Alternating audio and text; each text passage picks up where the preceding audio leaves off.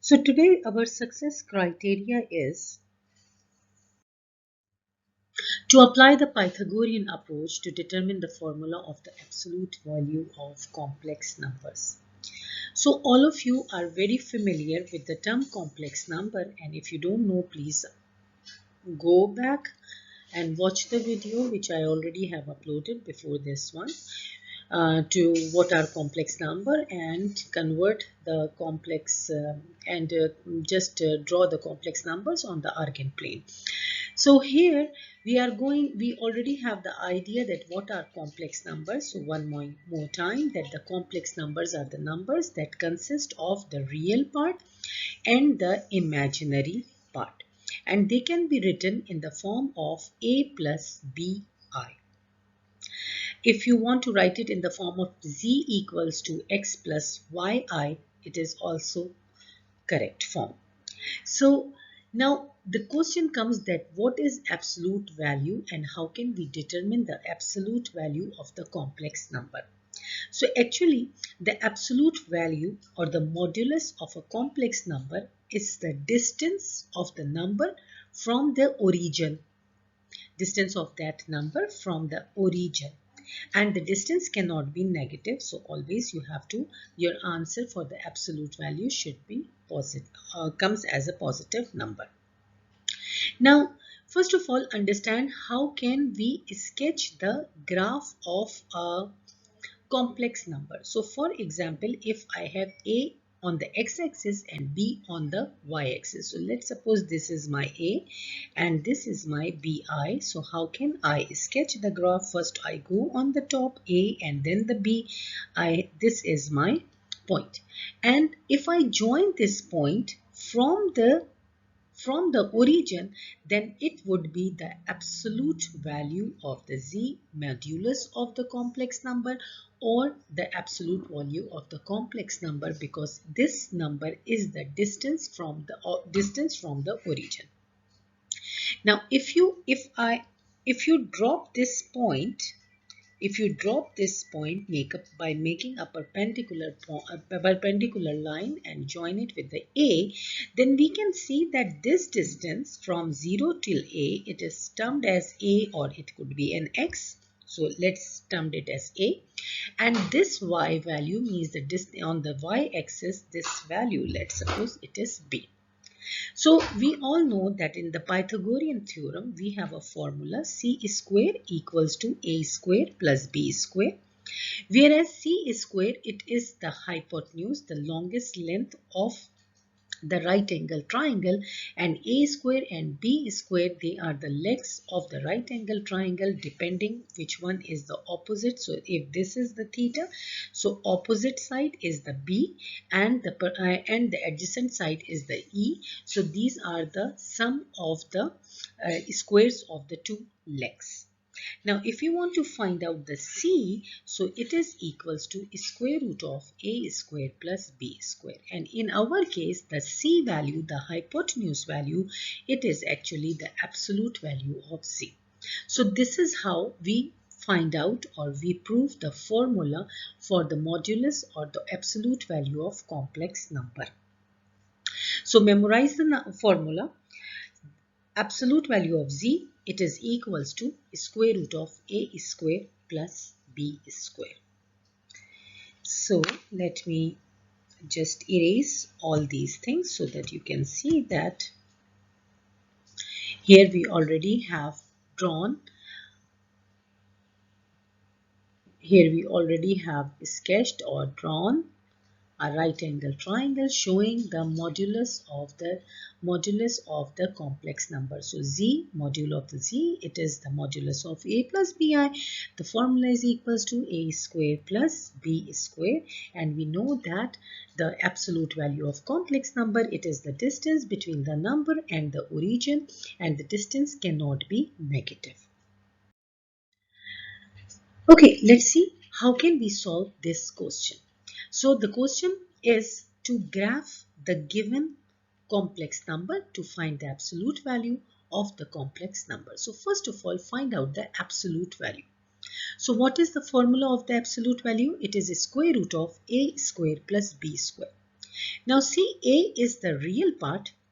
It is the real part, whereas BI or B is the imaginary part. So in your case, A is 2 and B is our 3. So just replace A by 2 and B by 3.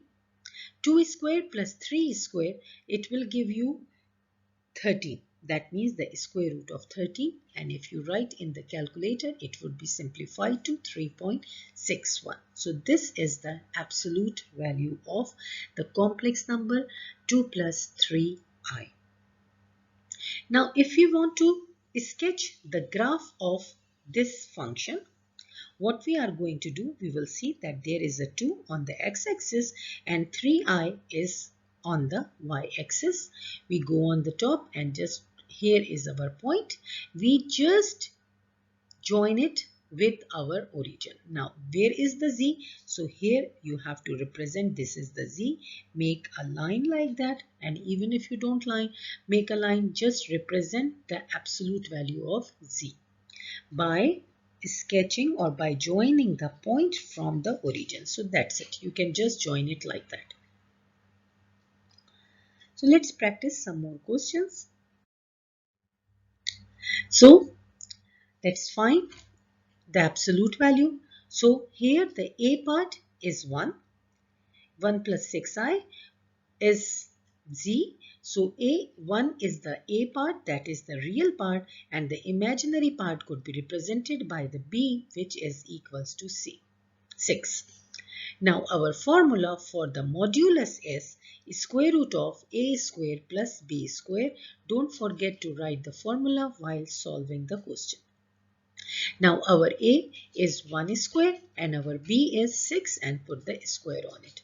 So 6 square means 36 and 1 square means 1. So it is square root of 37. Now here we have to sketch the graph of this complex number. So this is our 1 and here is our 6i. So go on the top and this is our point. And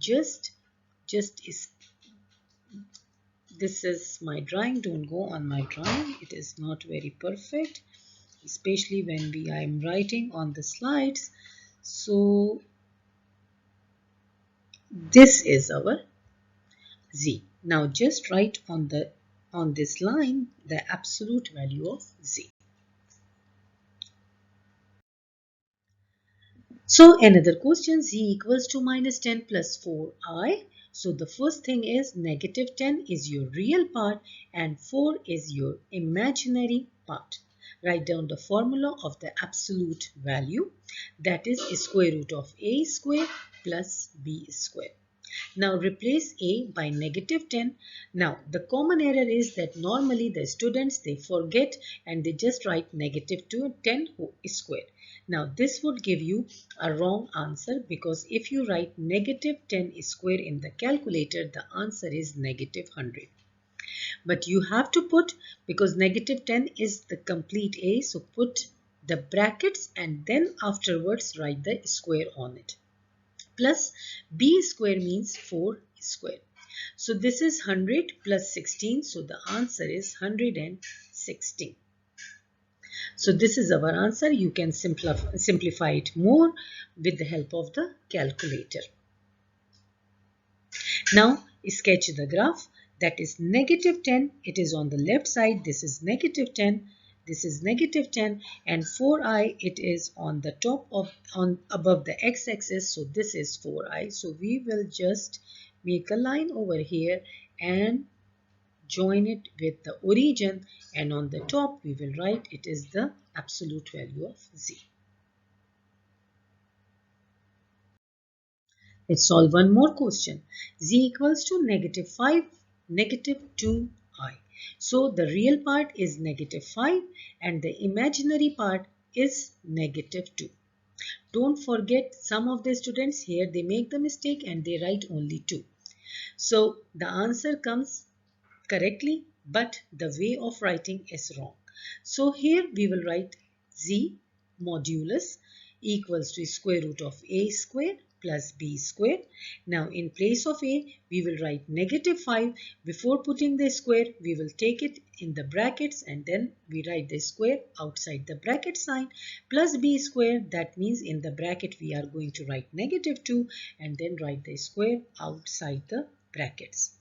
Now negative 5 square, it is 25, and negative 2 square, it is 4. So the answer is square root of 29.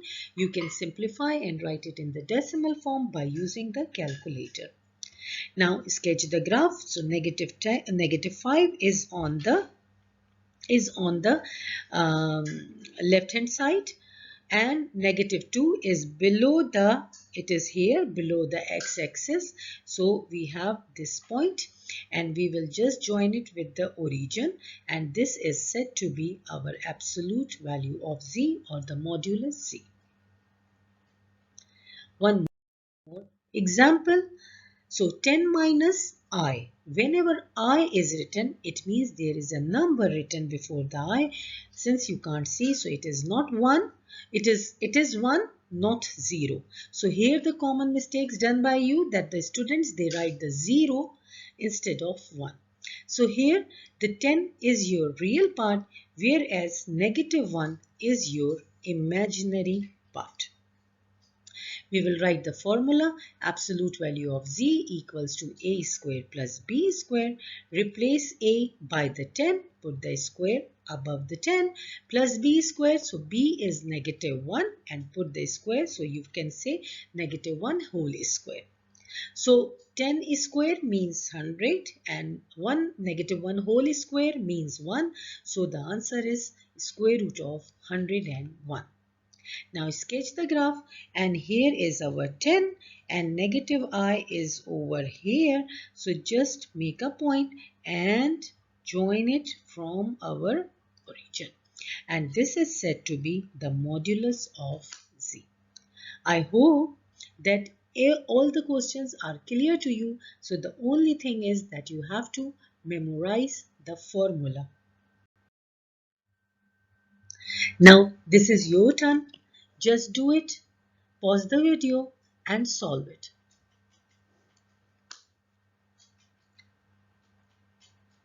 So here the real part is negative 3 and the imaginary part is 1.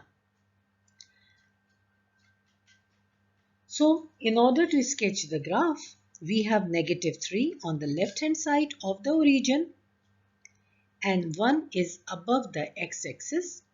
We just sketch the graph, and we write the point and join it from our origin. How do we solve it? That in place of a, we wrote the negative 3 whole square, and in place of b, we wrote 1 square.